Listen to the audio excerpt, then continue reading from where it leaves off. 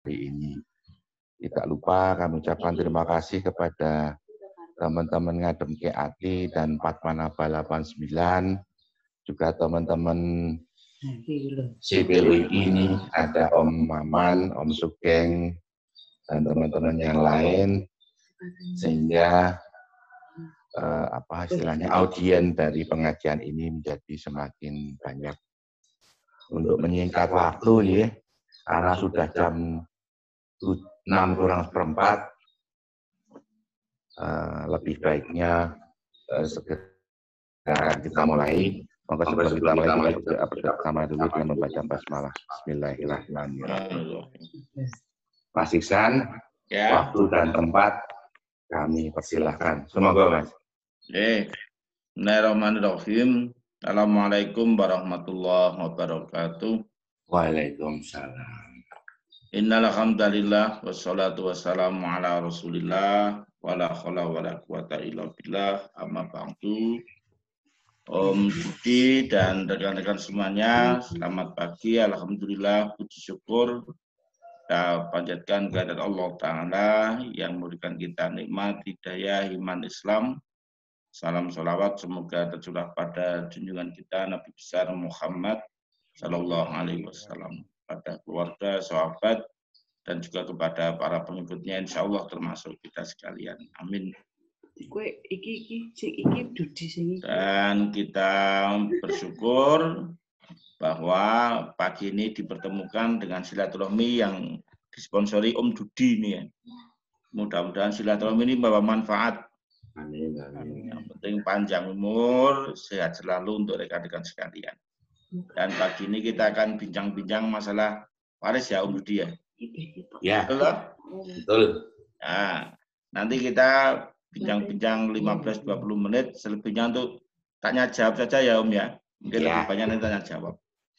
Yang pertama sebagai pengantar, sebenarnya bab waris ini adalah bab yang sering ditinggalkan. Artinya banyak orang itu yang sudah rukun Islam, syahadat, sholat, zakat, puasa, haji. Tapi begitu sampai pada masalah waris kok hilang hukum warisnya itu, tidak pakai hukum waris Islam. Bahkan ada orang yang sudah beribadah, kelihatannya taat, tapi kok begitu masalah waris kemudian tidak tahu. Sebenarnya yang namanya pelaksanaan hukum waris Islam itu hanyalah rentetan atau urutan dari pelaksanaan syariat Islam yang sebelumnya. Kita itu dalam Islam kan bayi lahir prot itu kan adzan telinga kanan, iqomah telinga kiri.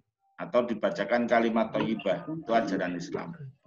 Nanti pada umur 7 hari diselenggarakan akikah, itu juga ajaran Islam.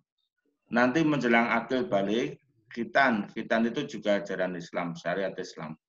Nanti menikah, rukun syaratnya juga memakai syariat Islam. Ketika meninggal dunia, jenazahnya dirawat dan dimakamkan dengan cara Islam.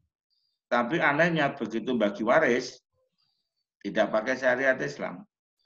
Nah, ini kan tidak tuntas. Padahal kita diminta untuk beragama itu secara tuntas atau secara kafah. Itulah yang diwasiatkan dalam surat Al-Baqarah ayat 208. Ya ayyuhalladzina amanu udkhulu fisilmi wahai orang-orang yang beriman, masuklah kamu sekalian ke dalam Islam secara kafah, integral, holistik, tuntas itu. Jadi lahirnya ada nikomah pakai Islam, akikahnya Islam, khitannya Islam, nikahnya Islam, pemakamannya Islam, sampai pada bagi warisnya juga Islam. Nah, itu sehingga agama itu menjadi tuntas. Itu yang pertama catatan saya, yaitu membagi waris dengan syariat Islam itu merupakan ketuntasan dari seluruh ajaran Islam. Yang kedua, patut kita renungkan bersama bahwa membagi waris dengan syariat Islam ini hukumnya itu wajib. Sama dengan sholat, sama dengan zakat, sama dengan birrul walidain, sama dengan pagi ini tolabul ilmi kayak gini ini hukumnya wajib. Karena itu hukumnya wajib, maka kalau dikerjakan mendapat pahala, apabila ditinggalkan berdosa. Jadi kalau orang itu melaksanakan pembagian warisan dengan syariat Islam, itu berarti menjalankan kewajiban yang bersangkutan seluruh keluarganya berpahala. Bahkan nanti jaminannya surga. Tapi kalau ditinggalkan, itu berdosa. Jadi orang itu jangan menganggap enteng dalam hal meninggalkan syariat Islam warisan ini. Karena dia itu hukumnya wajib. Wajib itu kalau dikerjakan berpahala, ditinggalkan berdosa. Catatan yang ketiga, kan yang kedua.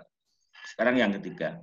Dalam perkara wajibnya bagi waris sesuai syariat Islam, itu bahkan ada 3 hal. 3 hal yang lebih spesial atau lebih utama daripada sholat. Sholat itu mempunyai keistimewaan, ya. Setiap peribadatan dalam agama itu punya keistimewaan masing-masing. Punya hal-hal yang utama atau spesial itu, ya. Nah, dalam hal waris ini saya sedang membandingkan. Khusus waris ini ada 3 hal yang utama bahkan dibanding sholat. Apa itu istimewanya? Ada 3. 1, yaitu dalam hal balasan. Kalau sholat, Allah ketika katakan aqimi sholah wa yuqimuna sholah, kan ada pertanyaan. Saya itu kalau sholat dapat apa? Kalau meninggalkan punishment-nya apa? Itu secara langsung tidak ada dalam Quran. Di hadis banyak, tapi di Quran tidak ada. Sedangkan waris itu balasannya langsung pada ayat itu juga. Balasannya itu jelas dan tegas. Silakan waris itu kan surat An-Nisa ayat ke-7 sampai ayat ke-14. Dari 7 ayat itu, nanti 2 ayat terakhir 13-14 itu langsung bicara balasannya. Misalnya pada ayat yang ke-13 dikatakan a'udzubillahi minasyaitonirrajim tilka hududullah. Yang demikian inilah ketetapan Allah dalam masalah waris. Sebab ayat ini sedang membahas masalah waris.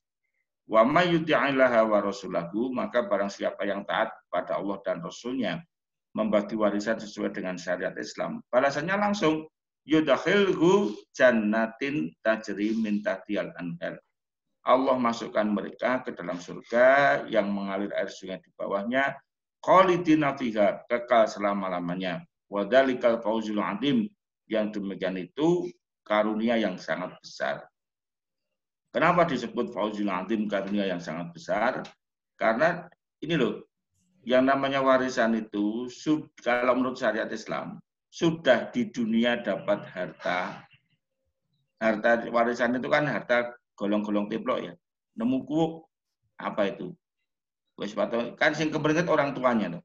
Kita itu anak-anak kan tinggal enam kali, orang kemeringetnya. Nemu kuuk lah atau rezeki nomplok gitu. Sudah masih mendapat nanti di akhir balasannya surga. Nah, kan berarti itu di dunia dapat warisan, di akhirat dapat surga. Syaratnya cuma satu, dibagi dengan syariat Islam. Jadi kalau ada yang mengatakan surga itu sulit, enggak juga.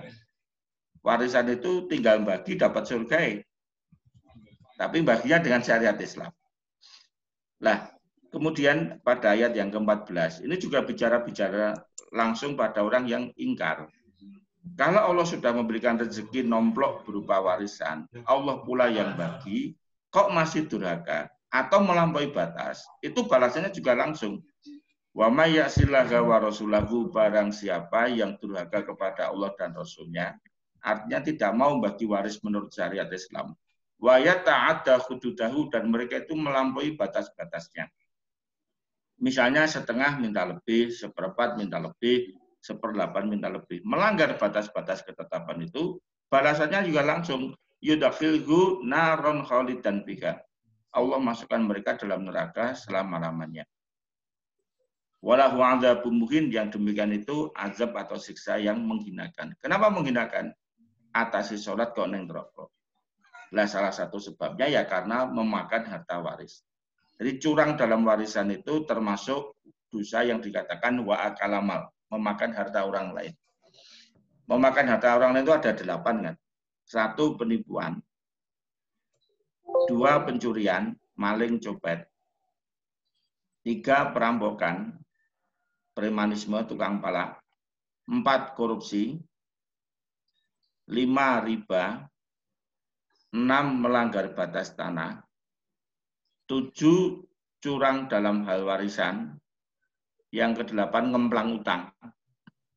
Ngemplang utang itu bisa bayar tapi ngemplang itu. Itu termasuk wakam. Itu yang nanti bikin amalan bangkrut.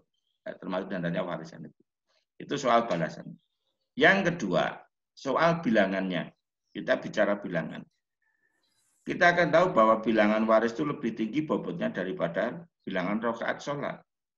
Kalau sholat itu ketika Allah katakan aqimis sholah wa yuqimunas sholah, berapa rakaatnya? Ya terserah Kanjeng Nabi. Mau 2, mau 3, mau 4, mau 11, itu dari Rasulullah. Shallu kama ra'aitumuni usolli. Sholatlah kalian sebagaimana engkau melihat aku sholat. Itu dari Kanjeng Nabi. Tapi kalau waris enggak.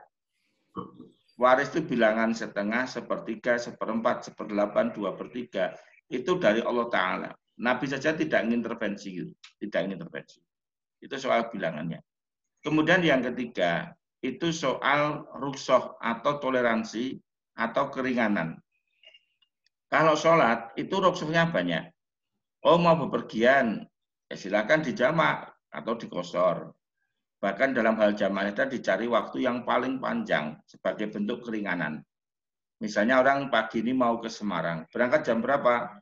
Saya mau berangkat jam 9 nih. 12 kita tekan ngasar. Dijamak, takhir, di waktu ngasar, duhur, dan ngasar jadikan satu. Berangkatnya setelah duhur, jamak takdim.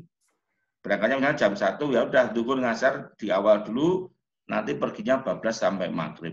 Itu rukhsah. Oh, tidak bisa pergi ke masjid, ya di rumah, karena sakit atau halangan. Tidak bisa berdiri, ya duduk. Nggak bisa duduk, berbaring. Gerakan tangan nggak bisa pakai mulut, cangkemnya pahit. Ya wes pakai mata, gue kedep. Oh, mendeli terus, ya udah disolatkan. Tapi intinya itu banyak rukhsah. Sedangkan waris, mohon maaf, waris ini tegas, tidak ada rukhsah, tidak ada keringanan, tidak ada toleransi. 2/1 untuk anak-anak, ya 2/1. Tidak bisa lalu mengatakan, iki gandeng Mbak Yumuki randuwe. Misalnya begini, seorang laki-laki dan perempuan, Mbak Yumuki rondo, turung di omah, anaknya papat. Kue tegel 2/1. Tetap kita katakan 2/1. Meskipun laki-lakinya kaya, anak perempuannya miskin. Tetap 2/1. Tidak ada rukhsahnya. Lah setelah 2/1, kok anak laki-laki mau memberikan pada saudara perempuannya, silahkan. Itu namanya akhlakul karimah. Mau diberi nama sedekah ya monggo, hibah monggo, hadiah ya monggo. Tapi 2/1-nya nggak bisa ditawar. Istri itu kan mendapat 1/8 kalau dalam rumah tangganya punya anak. Itu juga nggak bisa ditawar. Masa kowe ora mesake karo ibumu oleh 1/8 yang 7/8 untuk anak-anak. Ibu 1/8. Hikmahnya banyak. Tapi 1/8 itu nggak bisa ditawar. Itu namanya hukum waris itu tidak ada rukhsah. Itu sebagai pengantar. Kemudian pengantar yang keempat, nanti ada 5 yang kami sampaikan. Yang keempat, yang namanya harta warisan itu harta peninggalan si mayit. Jika yang meninggal itu ayah, maka yang diwarisi ya harta peninggalan ayah. Peninggalan ibu jangan. Pun demikian juga kalau yang meninggal ibu kok ingin diwarisi, ya hanya hartanya si ibu. Harta pasangan yang masih hidup tidak dibagikan. Dan yang namanya harta warisan itu memang baru muncul kalau ada orang meninggal. Ketika masih hidup, tidak ada yang namanya warisan. Dulu pernah suatu saat ada orang mengatakan, Pak, kalau niku saya niku pun beres. Anak kula telu pun tak bagi kabeh. Anak kula niku lanang wedok lanang. Yang nomor 1 itu tak kasih rumah di Minomartani. Ini yang nomor 3 yang saya tempat ini di Gejayan sudah saya kasihkan anak yang nomor 3. Nah yang nomor 2 Pak, yang perempuan. Yang perempuan nanti oleh susuk. Berarti sekarang saya sudah tidak punya warisan karena warisan sudah saya bagikan. Terus saya tanya, Pak, jenengan itu tesih urip napa pun mati? Ya saya masih hidup. Ya kalau masih hidup tidak ada warisan. Yang Bapak lakukan tadi namanya hibah. Hibah itu nggak beda dengan waris. Kita itu sering sulang surup antara 3 hal. Hibah, wasiat, waris. Non sewu ya, kalau di lingkungan kita itu, terutama di Jawa, ini 3 itu dianggap sama gitu loh. Antara hibah, wasiat, dan waris dianggap sama. Padahal 3-tiganya itu beda sama sekali. Sangat beda. Beda banget. Tapi di lingkungan kita itu dianggap sama. Karena dianggap sama, maka sering jadi masalah.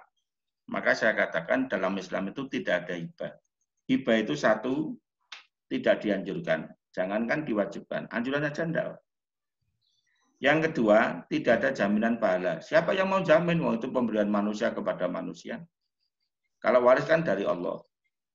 Dan yang ketiga, yang namanya hibah itu di masyarakat sering bermasalah.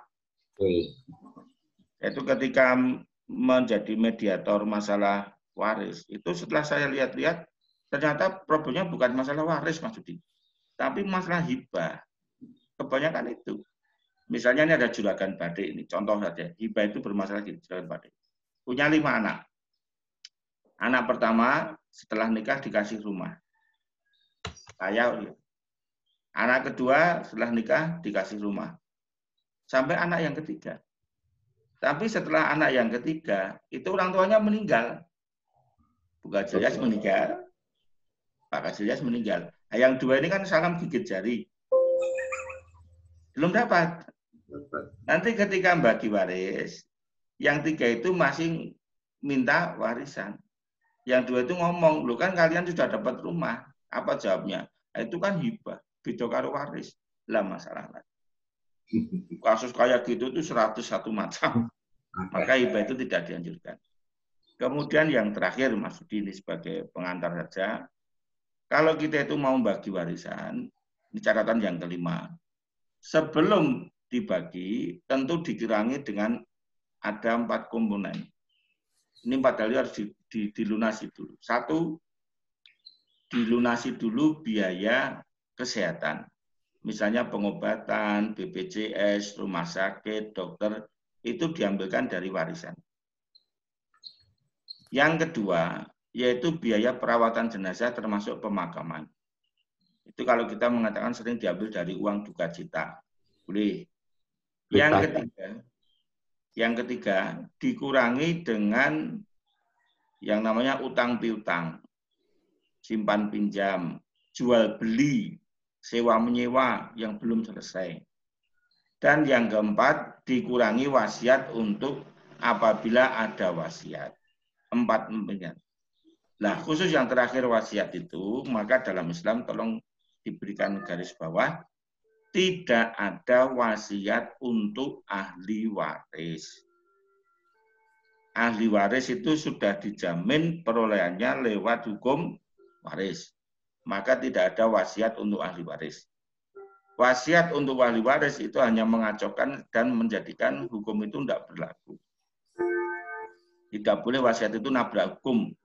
Sama ketika orang tua itu misalnya wasiatnya wagu nih, misalnya contoh ekstrem.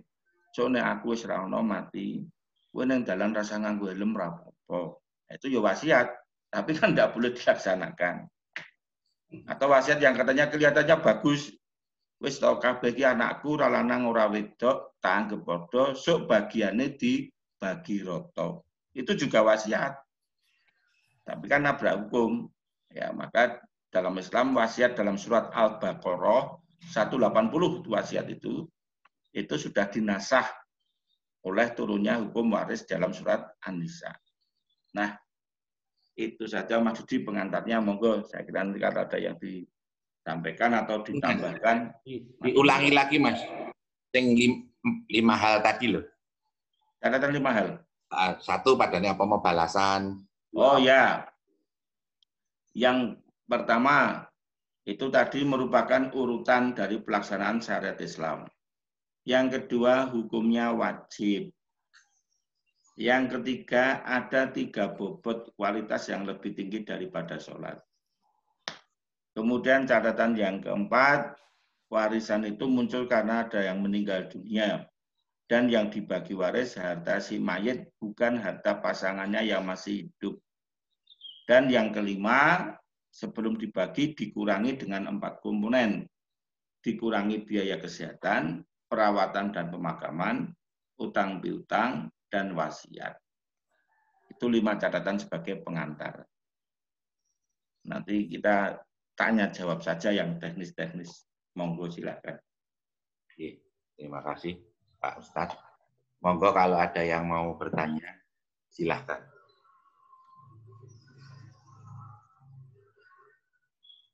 Kalau belum ada, saya dulu ya. Saya ya untuk ngawali. Ya untuk ngawali. Jadi umpamanya si Pak A gitu ya. Dia itu punya katakanlah 5 rumah. Sementara anaknya mung 3. Ya. Kalau di dalam Islam kan sudah jelas sak pikul sak gendongan itu toh Mas. Ya. Nah, itu nek seperti itu terus piye umpamane apakah dinilai si omah si nomor 1 iki gedene semene mungkin dia lemahnya itu jembar neng desa. Sementara sing omah nomor 5 ki cilik neng Malioboro katakanlah gitu. Ngomongnya gampang cuma kan prakteknya susah Mas. Seperti apa gitu. Enggak. Itu ketika meninggal, saya bicara bagiannya dulu ya. Kalau dia masih punya istri, berarti istri dapat 1/8. 1/8 bagian. Lalu yang 7/8 itu untuk ketiga orang anaknya. Nah, anaknya itu misalnya 3 orang itu laki-laki 2, perempuan 1. Berarti pembaginya 5. Laki-lakinya 2/5, 2/5, perempuannya 1/5. Itu bagiannya dulu, persentasenya. Itu hukum syariatnya seperti itu. Lalu teknisnya gimana? Nah, rumahnya 5 ya. Teknis yang pertama, kelima aset itu lalu di-appraisal atau dinilai. Misalnya 5 rumah itu ketemunya 5 miliar. Misalnya 5 itu nilai lain-lain. Ada yang 900 juta, ada yang 1,1, ada yang 2, ada yang 300 juta. Tapi katakanlah totalnya dulu misalnya 5 miliar. Maka istri dapat 1/8 kali 5M. Anak laki-laki masing-masing 2/5 kali 5M dan sebagainya. Bagiannya itu seperti itu jelas. Lalu kalau sudah, misalnya istri kan dapat 1/8. Aku pengen omah sing nomor 1. Misalnya bagian si istri itu katakanlah dapat bagian sekitar 300 juta. Ternyata rumah itu harganya 700. Maka dia harus mengembalikan 1 juta kan. Ya. Anak yang nomor 1 aku pengen singgah nang Malioboro. Wah itu nilainya 2M. Padahal hitung-hitungannya kamu cuma dapat 1,2. Maka kamu harus nyusui 8. Nah, jadi prosentasenya sudah tahu, bagian tahu. Maka kalau dia milih yang mana, lah yang mana itu nanti tinggal dilihat dari nominal bagiannya. Kalau lebih ya berarti dia nyusui. Tapi kalau kurang dia dapat susuk. Itu teknisnya kayak gitu.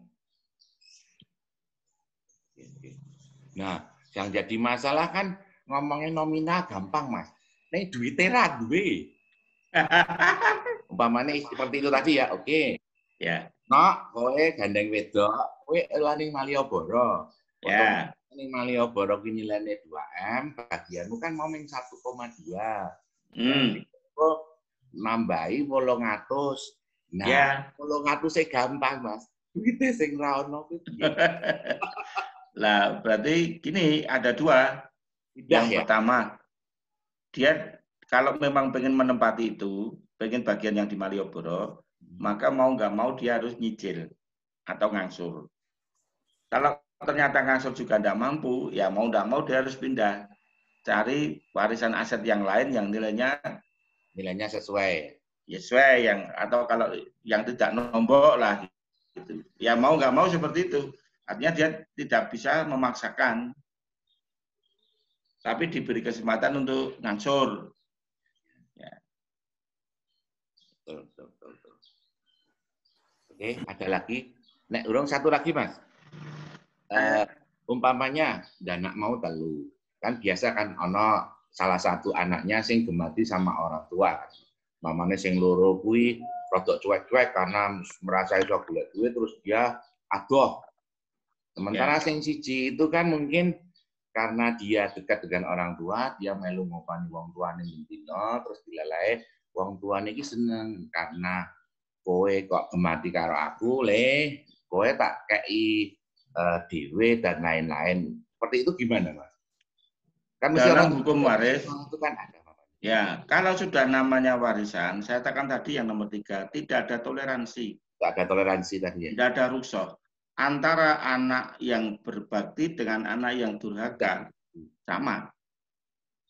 Nggak ada toleransi. Antara anak yang merawat dengan anak yang jauh dari orang tua sama. Nggak ada toleransi. Kalau itu nanti dirembuk, perasaan yang main akhirnya rampung-rampung.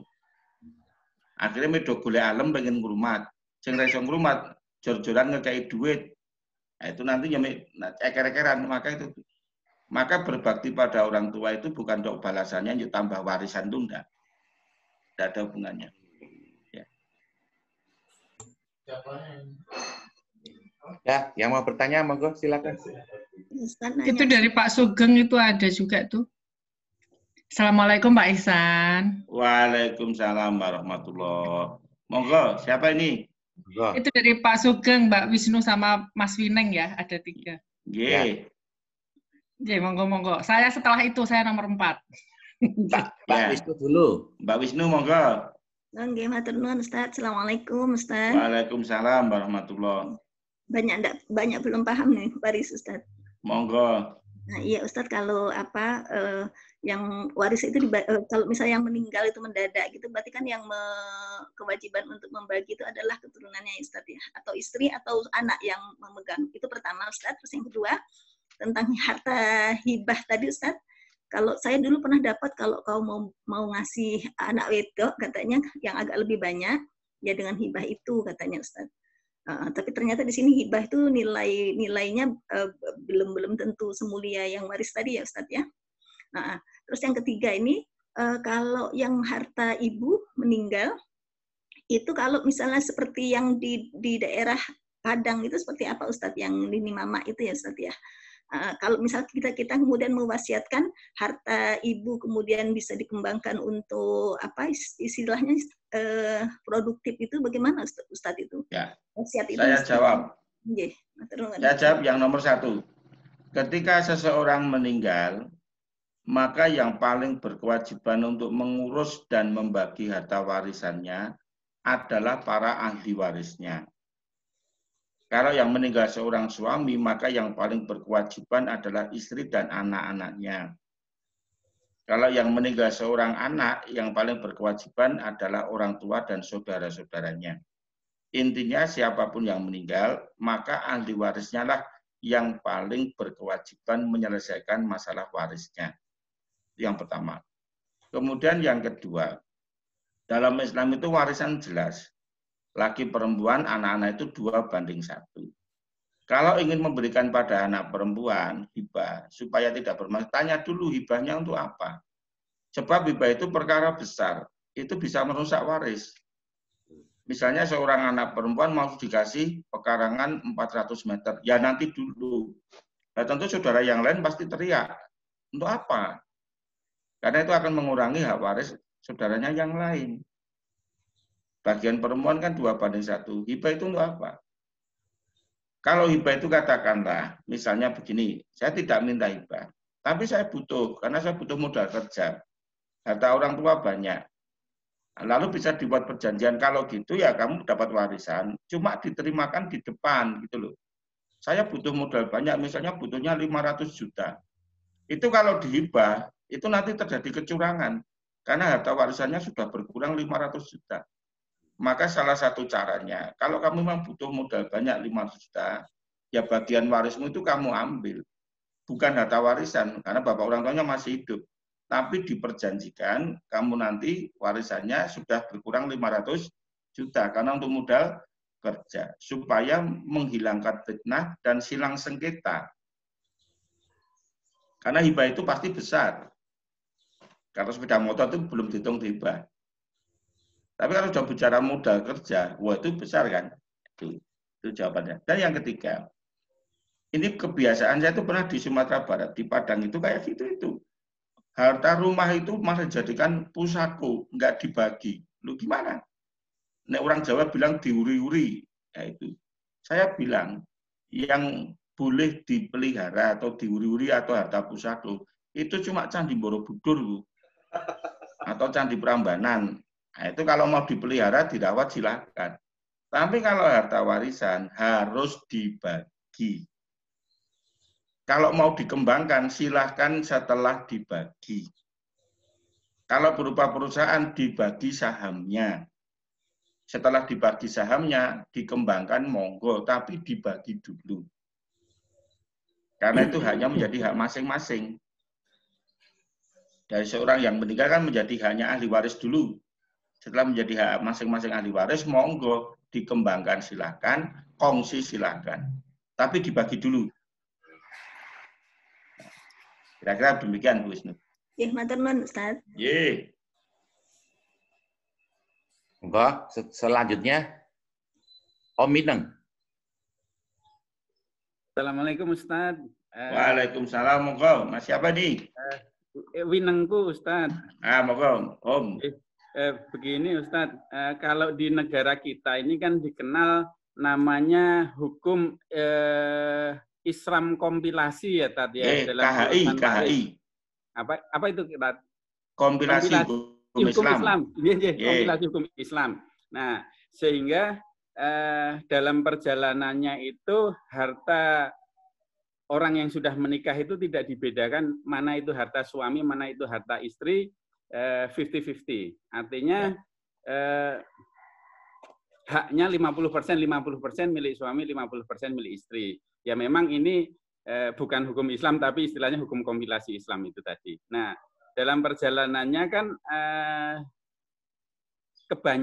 akhirnya kebanyakan masyarakat kita itu kalau yang sudah meninggal itu hanya satu, artinya yang meninggal itu bapak atau yang meninggal itu ibu, itu waris belum akan dibagi. Kalau dua-duanya sudah meninggal baru dibagi. Apakah betul seperti itu ataukah bagaimana mensikapi atau mensinkronkan antara hukum waris yang sesuai syariat Islam ini dengan hukum kompilasi Islam yang berlaku di negara kita? Mungkin mensinkronkannya seperti apa itu, Tat, kaitannya dengan pembagian waris? Makasih, saya jawab. Saya pernah konsultasi ke pengadilan agama. Itu memang di negara kita itu memakai kompilasi hukum Islam. Nah, kalau kompilasi itu hukum Islam yang disesuaikan dengan adat Nusantara atau disebut Islam Nusantara itu. Kalau itu terjadi maka hukum agama tidak ada. Karena yang dipakai itu hukum adat. Maka dalam Islam itu kalau masalah waris itu nggak main-main. Taat surga, maksiat durhaka neraka, titik. Maka saya katakan hukum waris itu tidak ada rukhsah. Sebab kalau pakai hukum kompilasi Islam, KHI itu bukan syariat Islam. Itu syariat Islam yang sudah beradaptasi, sudah disesuaikan. Nanti kalau itu diiyakan, meremen, Pak. Oh kalau gitu hajinya jangan di Mekah, ngalun-alun saja li wukuf itu bisa. Kalau sana kan padat, gimana kalau li haji 2 kali? Itu lama-lama diadaptasi. Kalau itu diadaptasi nggak usah pakai hukum Islam. Nah, kemudian kalau kita pakai hukum Islam, tidak pakai KHI. Sebab saya pernah konsultasi ke pengadilan tinggi agama, saya tanya mereka nggak bisa jawab, malah dia mengatakan, padahal di bagian konsultasi hukum, dia mengatakan, "Nggak mau kok terserah ahli waris." Loh, kok terserah ahli waris? Nanti sholat juga terserah ahli waris. Kemudian yang kedua, gini, kalau ada pasang suami istri meninggal, yang namanya gonogini. Gonogini itu dalam Islam memang tidak ada. Karena gonogini itu dalam praktiknya bisa terjadi kedoliman. Gonogini itu kan harta yang diperoleh setelah perkawinan. Entah dari pihak manapun, itu disebut dengan gonogini. Yang nanti itu menjadi milik berdua. Nah, dalam prakteknya, kenapa dalam Islam itu tidak ada gonogini? Gonogini itu sering menimbulkan kedoliman. Saya berikan contoh, kasusnya banyak sekali. Sebanyak TKW, nah itu aja lah. TKW itu paling orang yang sering terkena kedoliman dalam hal gonogini. Saya berikan contoh. Seorang istri bekerja jadi TKW di Timur Tengah. Suaminya kebetulan nggak bekerja, pengangguran. Lalu dapat kiriman uang dari istri untuk memelihara anak-anaknya. Bayangkan, yang kerja banting tulang siapa? Istri. Yang di sini di Indonesia suami. Dia itu nganggur tapi dapat kiriman uang dari istrinya. Dapat kiriman uang nganggur, selingkuh, Mas. Suami ini selingkuh. Akhirnya tahu. Setelah 8 tahun kerja, pulang.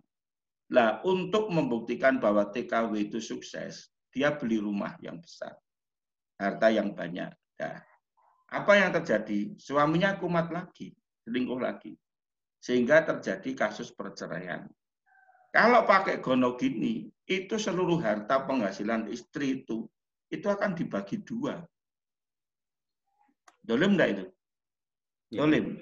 Dan kedoliman itu sebanyak TKW. Karena kasusnya banyak sekali menimpa TKW. Dengan alasan istri bekerja, lalu si suami mencari selingkuhan. Nah itu. Maka kita tidak mengenal harta gonopi. Tadi Mas Winengku, sampai lagi yang terakhir jawaban saya. Betul Mas Winengku. Yang dibagikan harta yang meninggal. Kalau nanti soal menunggu, itu monggo. Itu soal teknis. Misalnya ayah meninggal, tapi kan ibu masih hidup. Oh kalau gitu nanti saja, baginya kalau bareng-bareng, kalau memang kedua orang tua sudah meninggal, itu boleh. Itu cuma masalah teknis, itu boleh. Sampun jelas Ustadz, hanya berarti kesimpulan saya, negara tidak negara mempersilahkan mau sesuai dengan syariat Islam atau sesuai dengan hukum kompilasi Islam seperti itu ya, Tat. Cuman konsekuensinya kalau hukum kompilasi Islam ya berarti tidak sesuai dengan syariat, itu risikonya neraka gitu ya, Tat ya. Iya. Okay. Sama dengan menikah. Menikah kan negara itu memfasilitasi, KUA ya difasilitasi, catatan sipil ya difasilitasi. Tapi kalau KUA insya Allah dapat pahala, kalau catatan sipil beda agama tapi ya difasilitasi. Nah, ya itulah negara. Paham. Matur nuwun, Tat. Monggo. Sekali lagi, monggo. Ya, saya ya, Om Pak Dudi ya. Iya, monggo. Assalamualaikum Pak Ihsan. Waalaikumsalam, Wah. Tadi belum ngeh ya Pak ya. Oh, wes. Fotonya kelihatan. Sehat ya Pak. Iya, saya sering ketemu sama Mbak Fatma nih beberapa kali. Matur nuwun. Ini karena saya tadi punya satu ingin respon berkomentar saja, cuman karena ada pertanyaan dari Wisnu berhubungan dengan suku saya, jadi saya ingin juga sedikit memberi ini ya Pak Ihsan ya, tentang Minangkabau tadi. Suku Minang itu kan adat basandikan syarak basandikan kitabullah ya. Itu sudah pegangan orang Minang. Ya kemarin yang sempat ribut itu toh Pak, kalau orang Minang keluar dari Islam ya dia sudah dikeluarkan dari suku gitu. Dia sudah bukan orang Minang, karena orang Minang itu ya kitabullah Islam, Minangkabau itu Islam ya. Nah, tadi apa adat bersandikan syariah, kan syariah bersandikan kitabullah itu jelas. Nah, jadi kalau masalah harta yang ditanyakan tadi, ini yang pemahaman saya, Nje. Memang ada yang namanya harta pusako. Harta pusako itu harta besar. Harta pusako itu beda dengan waris yang dari orang tua. Karena kita kan basandikan kitabullah tadi ya, kalau dari orang tua, dari keluarga sendiri, itu ya warisnya, pembagiannya waris sesuai seperti syariah Islam. Jelas, laki-laki, perempuan itu jelas yang dari orang tua. Iya. Nah, tapi ada memang harta pusako, itu yang punya suku, Pak. Jadi itu harta besar. Berarti kepemilikan publik ya? Ya, itu memang turunnya ke perempuan. Karena orang Minang itu sangat menjaga perempuan. Gitu. Jadi tidak boleh perempuan kok bisa sampai ada pelacur. Nggak ada pelacur itu. Dan kalau sampai ada perempuan jadi pelacur, itu datuknya itu ikut salah itu. Datuknya akan sama suku. Karena itu untuk menjaga yang perempuan. Jadi harta pusako itu hanya boleh digunakan untuk 3 hal. Apabila rumah gadang rubuh, ini jadi sedikit share tentang atau apabila ada perempuan yang tidak bersuami, yang tidak bisa ini, di situ baru bisa harta pusako ini dijual atau apa ya. Dan yang ketiga ada mayat yang tidak terlantar. Itu boleh memakai harta pusako. Dan harta pusako ini memang tidak bisa hanya perempuan saja yang menjual. Harus dengan seizin datuknya. Tapi nggak bisa juga datuk menjual. Harus ada izin dari mama ini, si ibu-ibu nenek mama ini. Gitu loh. Jadi disitulah keseimbangannya. Jadi harta pusako itu ya harus benar-benar dijaga oleh suku, gitu. Harta adat itu. Intinya memang untuk menjaga perempuan. Jadi salah satunya memang masuk itu apabila rumah roboh ada jenazah yang tidak terinikan sama perempuan ini kalau ini itu baru bisa itu sih. Jadi menjaga perempuan sebenarnya. Tapi kalau dari bapak ibu saya apa segala macam nggak ada urusannya dengan adat itu secara Islam. Sip. Berarti ini jelas. Tapi banyak pemahaman orang kadang heran toh Pak dengar kayak gitu loh, kok ngono kok Rai. Kadang memang begitu ya, tapi ya itu ada perbedaan di situ. Nah, yang kedua saya memang tentang ini karena dari perbincangan ini tadi, ini saya juga cuman hanya share ini ya Pak ya, saya bagaimana dari orang tua keluarga gitu nggih. Kalau di keluarga kami kok yang dilalah bapak ibu kami itu ya dari orang tua kakek nenek semua, kita tuh tidak menunggu, orang tua tuh tidak menunggu supaya ditunggu-tunggu anaknya meninggal lagi untuk warisan, itu enggak Pak. Alhamdulillah. Jadi misalnya begini, tadi kalau sampai punya rumah 5 ya, misalnya kayak orang tua saya lah gampangnya. Ketika saya menikah, misalnya ibu, kebetulan bapak, ibu ada rumah segala macam, ya, bilang, kamu mau nempatin rumah itu, tanya ke adik-adik, gimana, ya itu oke, ya itu untuk Uni, nggak apa-apa. Jadi diberikanlah itu ke saya, nggak usah nunggu bapak ibu saya seto untuk saya dapat rumah itu. Nah, adik saya juga, tapi memang dengan semua, jadi gini, maksudnya begini, orang tua itu kan memang kita bekerja juga kita untuk keluarga kita. Jadi ketika keluarga kita ada yang butuh langsung diberikan dengan bersama-sama kita ini kan. Jadi kami dapat rumah, mobil, apa segala macam, itu tidak nunggu waris Pak. Alhamdulillah sekarang kami semua punya rumah. Dan semua memang awalnya itu modal dari orang tua, kita kembangkan. Tapi ini sudah jadi hak milik. Sama juga dengan beberapa keluarga kami. Jadi ketika bapak ibu meninggal, sedo itu ya warisan itu ya hampir nggak ada gitu. Dan itu kita semua alhamdulillah ya kita semua saling ikhlas, saling bantu, saling apa. Jadi maksudnya gini, semua kebutuhan ini dari kami ya itu memang sudah diberikan, anak butuh dibantu dan kita juga saling bantu, tidak hanya dari bapak ibu. Kalau kayak misalnya adik saya kemarin butuh renovasi gitu, waduh gede ya kita semua juga ikut jadi semua bersama gitu ya Pak ya. Jadi akhirnya kebutuhan itu semua sudah tercukupi bersama-sama ketika kita semua hidup, kita saling sayang. Sekarang dengan orang tua kita tahu bagaimana orang tua penghasilan apa dan lain-lain, ya kita sama-sama juga menjaga orang tua. Jadi akhirnya begitu, sehingga kita tuh kok nggak terpikir untuk nunggu warisan. Itu hanya satu ini ya. Saya ada mendapat itu dari keluarga besar kami, kebanyakan seperti itu. Kita saling menjaga dan saling ini pada saat kita semua masih hidup. Kebetulan dulu juga dari keluarga mertua juga Bapak masih sugeng, itu sudah bilang, ini loh Bapak ada ini gini ya. Dengan mereka, ya semua bersama-sama bersepakat iya, sehingga ketika Bapak seto ya sudah gitu, enggak ini ya, kalaupun ada sisa-sisa apa itu ya enggak ini.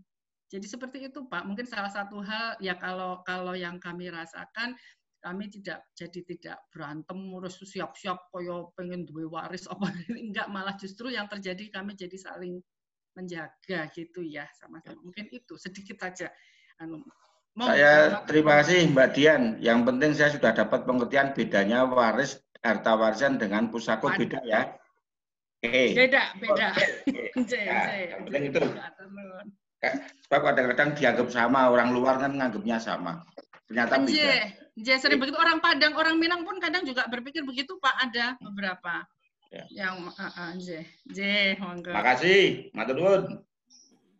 Tuh, siapa lagi? Om Sugeng. Pemahaman mengatakan. Nggih. Assalamualaikum Pak Ustadz. Waalaikumsalam, monggo Mas Maman. Mau tanya nih, ke siapa saja yang berhak menerima warisan itu selain anak dan istri?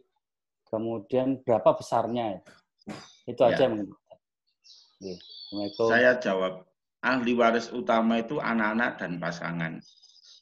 Ya suami kalau yang meninggal istri, atau istri kalau yang meninggal suami. Berikutnya adalah anak-anak. Dan pembagian waris dalam Islam itu mau dihitung dari samping atau ke atas sama saja, pasti nanti hasil terbesarnya itu diperoleh oleh ahli waris utama, yaitu anak-anak. Jadi pewarisnya itu adalah anak-anak dan pasangannya. Itu yang pokok. Bagiannya lalu, kalau yang meninggal itu seorang suami, istri itu mendapat 1/8. Kemudian yang 7/8 itu untuk anak-anaknya. Dengan pembagian 2/1. Apabila yang meninggal itu seorang istri, maka ahli warisnya suami dan anak-anak. suami mendapatkan 1/4. Lalu yang 3/4 dibagi ke anak-anaknya. Itu pokoknya seperti itu Mas baginya. Kemudian untuk ayah dan ibu, Islam itu satu-satunya hukum waris yang memberikan hak waris untuk orang tua. Yang lain tidak ada. Biasanya itu kalau orang meninggal, orang tua itu yang masih hidup kan nggak dapat warisan. Tapi dalam Islam, orang tua itu dapat bagian warisan. Lah bagian orang tua itu berapa? Kalau ada seorang anak meninggal, maka ayah ibunya itu masing-masing mendapatkan 1/6. Ayah 1/6, ibu 1/6. Itu pokoknya seperti itu. Kalau ada saudara dari suami atau saudara dari istri, itu dapat nggak ya? Saudara itu tidak dapat bagian ketika punya anak laki-laki. Karena begitu ada anak laki-laki, maka dia menjadi asobah. Anak-anak itu menjadi asobah. Tapi kalau meninggal, tanpa meninggalkan seorang anak laki-laki, itu kemungkinan saudara bisa dapat. Contoh, misalnya Mbak Yu saya itu punya anak 2 orang perempuan semua. Maka kalau meninggal, suaminya dapat 1/4. Lalu anak perempuan itu tidak bisa menghabiskan. 2 orang anak perempuan itu dapat 2/3. Berarti kan masih ada sisa. Nah, sisa itu nanti untuk saudara-saudaranya. Jadi saudara itu bisa mendapatkan apabila dia tidak punya anak laki-laki. Tapi paman yang dapat tadi, kan bagi anak perempuan dia itu pamannya. Selain dapat warisan juga ikut tanggung jawab. Di dalam Islam itu antara hukum waris itu nyambung juga dengan hukum perwalian. Jadi si paman atau saudara dari si mayit yang dapat bagian warisan itu sekaligus juga dapat bagian tanggung jawab. Minimal dia akan menjadi wali nikah. Kalau suatu saat si anak perempuan itu menikah.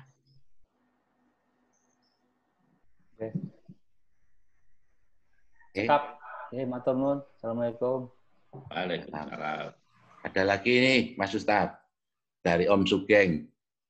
Jika ada 2 pihak berbeda dalam mengambil keputusan hukumnya, umpamanya satu cara Islam, satunya cara bagi roto. Nah itu terus bagaimana penyelesaiannya? Ya solusinya itu silakan dibuka dalam surat yang sama, An-Nisa ayat 59. Wa in tanazatum fi syai'in farudduhu ilallahi wa rasul. Maka apabila kamu berselisih terhadap suatu masalah, maka farudduhu ilallahi wa rasul. Tempat kembalimu, rujukanmu adalah Allah dan Rasulnya. In kuntum tu'minuna billah. Itu apabila kamu beriman kepada Allah dan yaumil akhir. Jadi kalau orang itu masih merasa beriman, rujukannya kembali pada Allah dan Rasulnya, yaitu agama atau syariat. Berarti kalau dia tidak mau merujuk kepada Allah dan Rasulnya, ya berarti nggak ada iman. Karena di situ ada kata-kata in kuntum tu'minuna billahi wal yaumil akhir. Soalnya yang terjadi di masyarakat kan seperti itu, toh. Mamane contoh yang terbaru, dengan kita nggak usah nyebut namanya, toko gede lawas neng kota gede itu akhirnya mau didol terus dibagi. Nek saya mikirnya, mamane rumah satu, terus toko mamanya gitu. Nek harus dibagi secara hukum Islam tadi kan. Nek dijupuk raine kok mengentok cilik-cilik gitu loh Mas Susan. Tokonya padane dowo. Terus akhirnya ya terus dijual itu tadi. Iya, dijual nggak apa-apa, asal baginya sesuai dengan syariat Islam. Ya. Kan bagi waris itu ada 3 Om Budi. Kalau itu berupa aset tanah loh ya.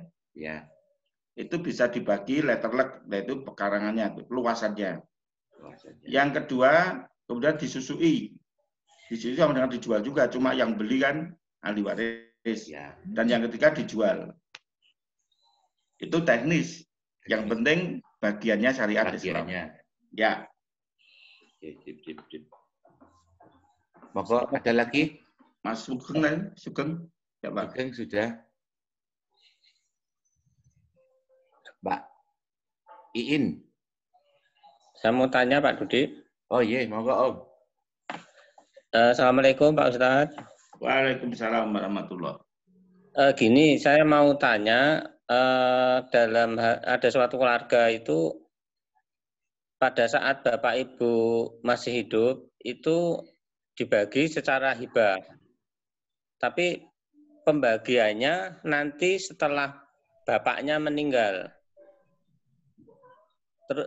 Masing-masing anak itu dapatnya ada yang besar, ada satu tanah atau ada beberapa tanah.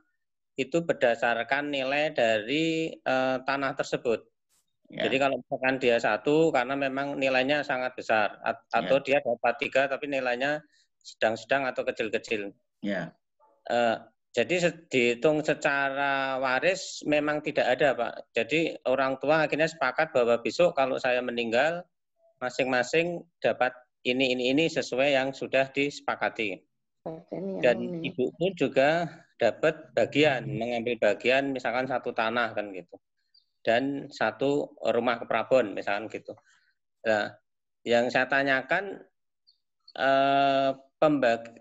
kami setelah meninggal itu tidak ada pembagian waris, tapi langsung mengurusi apa yang dia dibagikan pada waktu hibah dulu. Itu menurut Bapak bagaimana Pak? Sudah terlanjur seperti itu? Yang pertama, itu yang Bapak lakukan itu jelas berupa wasiat. Karena pemberiannya itu jatuh ketika Bapak atau Ibu sudah meninggal. Itu namanya wasiat. Kalau hibah enggak gitu. Kalau hibah itu pemberian ketika masih hidup. Jadi kalau Bapak memberikan sebidang tanah kepada anaknya ketika masih hidup, itu namanya hibah. Dan kalau hibah itu lepas. Artinya ketika itu diberikan kepada anak, ya sudah itu menjadi milik anak. Anak boleh balik nama, boleh jual, dan sebagainya. Tapi kalau dengan catatan, engko nek aku wis mati, itu berarti wasiat. Bukan hibah, bukan warisan, tapi wasiat. Lah padahal wasiat itu dalam agama kan sudah dihapus dengan turunnya hukum waris. Maka kalau sudah seperti itu caranya gimana? Caranya ada 2. Yang pertama, berhubung sudah terlanjur dengan cara wasiat, pertanyaannya anak-anak ada yang mempermasalahkan tidak? Tidak ada. Kalau tidak ada, alhamdulillah, berarti sekarang tinggal istilah itu kalau orang Jawa nyuwargake wong tua. Karena orang tua itu salah, keliru gitu loh. Atau tidak keliru hanya karena belum tahu saja. Belum tahu pahalanya. Maka kewajiban anak sekarang nyuwargake wong tua atau dengan cara mengoreksi. Gimana? Cukup dengan 1 lembar saja, kertas HBS. Ditulis, kami yang bertanda tangan di bawah ini adalah ahli waris dari almarhum bapak siapa dengan almarhumah ibu siapa. Dengan ini sepakat.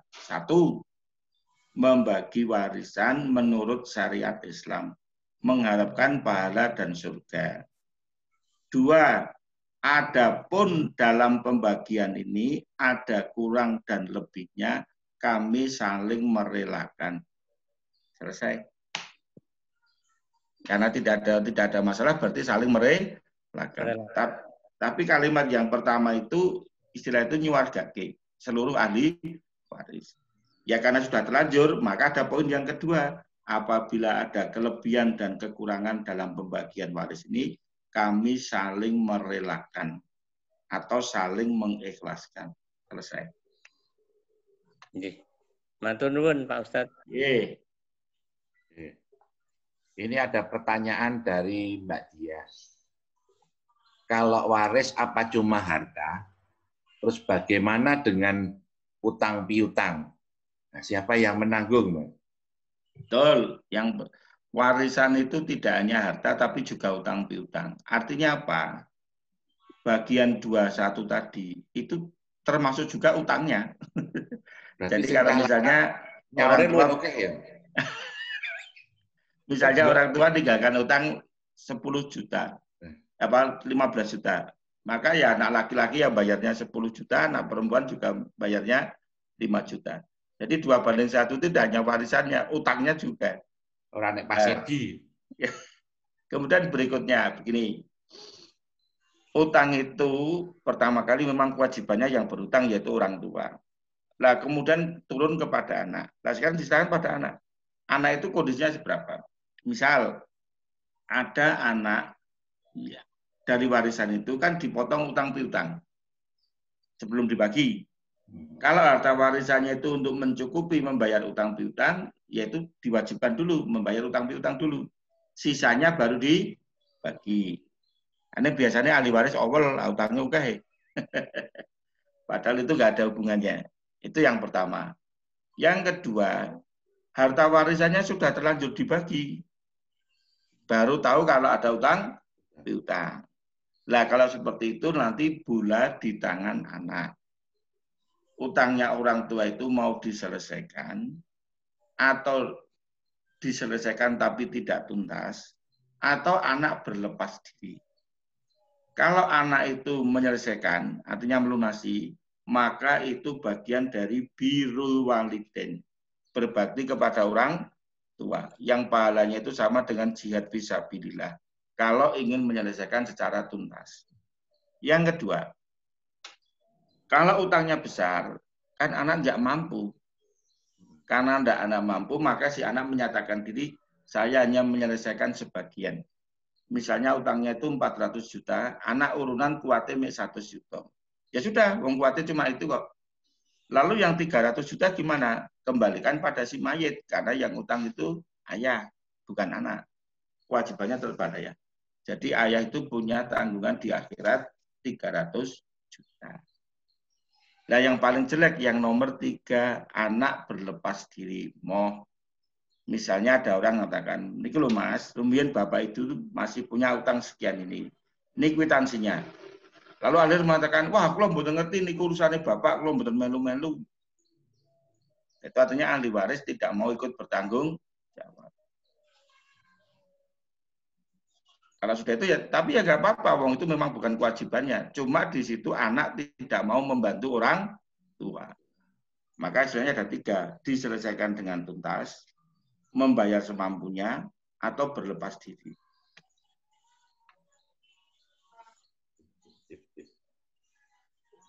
Ada lagi yang mau bertanya?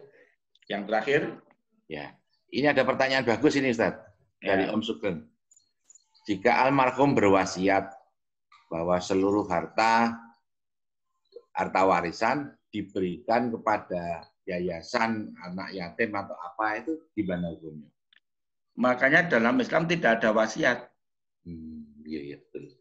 Ya. Sebab wasiat itu hanya akan melanggar hukum. Itu berarti menelantarkan anak. Nggak boleh. Nggak boleh. Ya.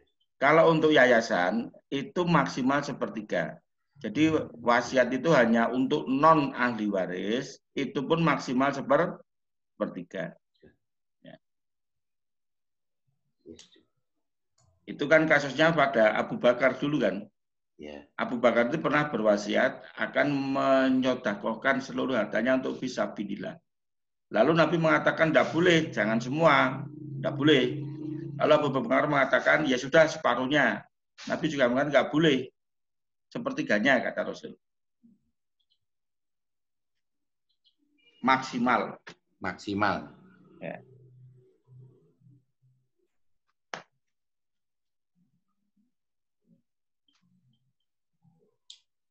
Oke, terima kasih. Ini sudah pertanyaan terakhir, Mas Ustaz. Kalau ada yang tanya lagi, boleh? Sekali lagi, monggo. Nggak apa-apa. Ayo, monggo. Ustaz, Pak Eka, Pak Dokter. Wisnu, Ustaz. Oh, iya, Bu Wisnu. Nah, Ustaz, konsulat ahli waris itu ada di mana ya kita bisa dapatnya, Ustaz ya? Itu kalau saya dulu pada Profesor Asmuni Abdurrahim. Pak Profesor Asmuni Abdurrahim itu penasehat MUI Pusat. Dulu Ketua Majelis Tarjih Pimpinan Pusat Muhammadiyah. Guru besar UIN, rumahnya ada di Banguntapan. Di dekat Masjid Patok Negoro, Ad-Darajat, Gedong Kuning. Itu yang ahli di bidang waris. Pak Profesor Kiai Haji Asmuni Abdurrahman. Tapi kalau kita minta bimbingan Ustadz kita yang terdekat bisa Ustadz ya mestinya. Monggo, dasarnya sama kok. Islam itu di mana-mana kok, Bu. Iya. Di mana? Jadi matur nuwun Ustadz. Nggih. Oke, cukup? Nggih. Pak Dokter? Om Eko? Sudah ya. Mbak Iin? Tadi mau bertanya?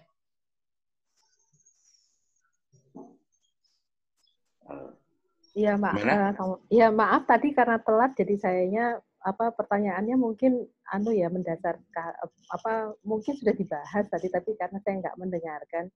Jadi kalau zaman sekarang itu kan suami istri bekerja gitu sama-sama. Gitu. Ya. Kalau di dalam Islam itu hukumnya gimana hasil pendapatan dari istri, kemudian suami, kayak gitu ya. Karena ada yang bilang kalau punya istri, ya punya istri. Kalau punya suami, ya, gitu. Terus yang harta yang dibawa oleh istri sebelum dia menikah, itu bagaimana? Terus kemudian, misalnya, kemudian suami istri ini, kalau suaminya meninggal, salah satu meninggalkah atau misalnya berpisah gitu, itu bagaimana itu? Ya, saya jawab. Hukumnya. Ya. Ini ada kasus ketika suami istri dua-duanya bekerja. Kalau dua-duanya bekerja, maka itu harta menjadi milik bersama. Karena dua-duanya bekerja. Yang dikatakan tadi tidak ada gonogin itu karena salah satunya hanya salah satu yang mencari nafkah atau bekerja. Tapi kalau dua-duanya bekerja, ya itu memang menjadi harta milik berdua. Karena dua-duanya bekerja. Biasanya lalu dihitung 50%. Kalau dalam hukum waris Islam, ketika tidak bisa ditentukan persentasenya, maka harta itu 50-50. Jadi misalnya suami bekerja, istri bekerja. Lalu dari pekerjaan itu bisa meninggalkan aset, rumah, tanah, dan sebagainya. Maka nanti kalau pas bagi waris, katakanlah yang meninggal istri, suami pengen nikah lagi. Maka hartanya dibagi dua dulu. Ya. Karena dua-duanya bekerja. Atau misalnya suami yang meninggal, istri juga pengen nikah lagi, pengen dapat suami baru, maka dibagi dulu, dibagi dua. Karena dua-duanya bekerja. Sebelum dibagi kepada ahli warisnya gitu maksudnya? Ya, karena dua-duanya bekerja. Jadi masing-masing ambil separuh dulu. Kalau ada salah satu yang mau nikah lagi, supaya menghindari fitnah. Untuk menghindari fitnah. Sebab kalau tidak dibagi dulu, mohon maaf misalnya, misalnya ini ada seorang janda. Janda itu kaya karena peninggalan harta suami. Suaminya itu pengusaha kelapa sawit, alat-alat berat. Ini misalnya seorang janda kaya. Anggaplah misalnya, ya ini cuma misal, janda itu namanya Musdalifah. Itu misal saja. Ini cuma misal. Ini kalau nanti tidak dibagi dulu kepada anak, lalu datang, dia pengen nikah lagi. Suami baru, ini masih jomblo. Misalnya nazar, misalnya itu cuma misal loh ya. Nah itu nanti, kalau tidak dibagi, itu lama-lama mohon maaf, harta itu bisa jatuh ke tangan nazar. Atau dikuasai oleh suami baru, bagaimana dengan anak-anak. Maka dalam Islam itu dibagi dulu bagiannya, supaya ketika salah satu pasangan mau nikah lagi, sudah jelas. Bagiannya sudah jelas. Dan tidak menimbulkan fitnah. Matur nuwun. Nggih, pun Mas. Nggih. Terima kasih nggih. Sudah cukup nggih Pak Ustaz nggih? Nggih. Alhamdulillah matur nuwun pada Ustaz Iksan yang sudah memberikan kita tausiahnya pada hari ini. Monggo sebelum ditutup dikasih doa dulu boleh Pak Ustaz? Ya, monggo kita berdoa terutama untuk kedua orang tua kita. Mudah-mudahan Allah ampuni dosanya dan dosa-dosa kita semuanya. Bismillahirrahmanirrahim. Alhamdulillahirabbil alamin. Hamdan syakirin, hamdan na'imin, hamdan yuwafi ni'amahu wa yukafi'u mazidah. Ya Rabbana lakal hamdu kama yanbaghi li jalali wajhikal karim wa 'azimi sultanik. Allahumma firli wa liwalidayya warhamhuma kama rabbayani shaghira. Rabbi habli minas sholihin, Rabbi habli minas sholihin. Rabbi habli min ladunka dzurriatan thayyibah innaka sami'ud du'a. Rabbana atina fid dunya hasanah wa fil akhirati hasanah wa qina adzabannar. Subhana rabbika rabbil izzati amma yasifun wa salamun alal mursalin walhamdulillahi rabbil alamin. Assalamualaikum warahmatullahi wabarakatuh. Waalaikumsalam Mas Iksan. Halo. Masih dilanjut sampai jam 7? Pak Eko? Bisa. Om Januar agak mlebu to. Iya. Om Dudi Saya pamit dulu ya Om Dudi ya. Nggih, matur nuwun Pak Iksan. Matur nuwun Om Dudi. Ya. Assalamualaikum. Waalaikumsalam. Waalaikumsalam. Om Dudi pamit nggih. Assalamualaikum. Waalaikumsalam. Om Dasori. Ya, Assalamualaikum. Salam. Iki mau direkam enggak Om Eka? Rekam. Matiin dulu ya. Matiin dulu rekamannya.